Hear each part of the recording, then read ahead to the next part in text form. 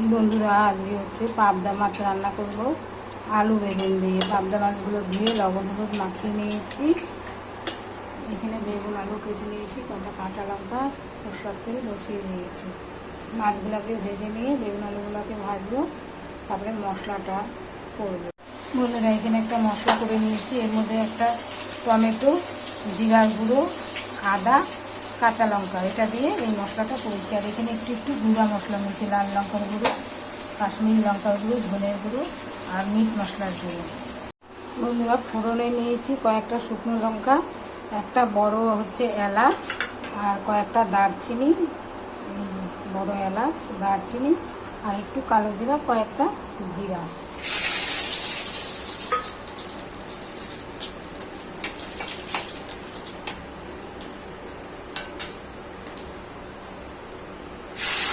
লঙ্কাগুলো দিয়ে দেবো।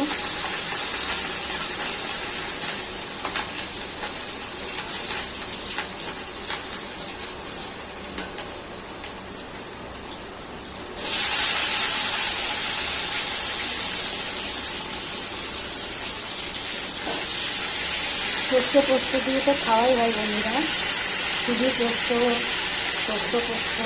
কিন্তু বেগুন আলু দিয়ে এভাবে করে খাবেন, ভালো লাগবে।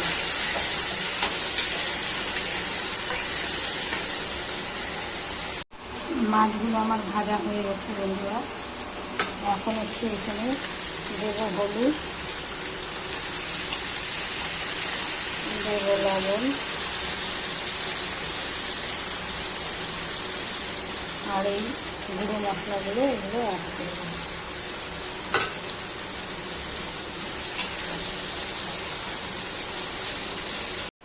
গুঁড়ো মশলাগুলো দিয়ে ভালো করে একটু ভাজা করে নিয়ে মিক্সিতে যে মশলাটা করে রেখেছি সেটা দিয়ে দেবো।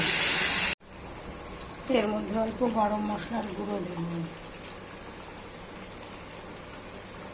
এটাকে একটু কষিয়ে তারপরে জল দেবো, দিয়ে মাছগুলো ছেড়ে দেবো। নামানোর সময় একটু ধনেপাতা ছিটিয়ে দেবো। এটা কষানো হয়ে গেছে, এখন হচ্ছে জল দিয়ে দেবো।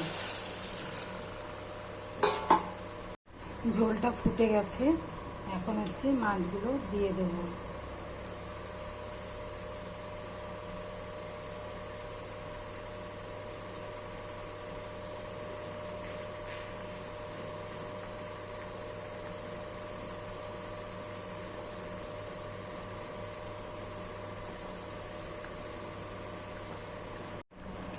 পাবদা মাছের ঝোলটা বন্ধুরা আমার হয়ে গেছে, এখন এটাকে নামিয়ে দেবো।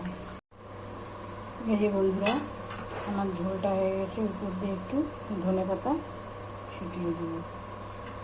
আপনারাও এইভাবে করে খাবেন বন্ধুরা। যদি ভালো লাগে তাহলে লাইক শেয়ার কমেন্ট অবশ্যই করবেন।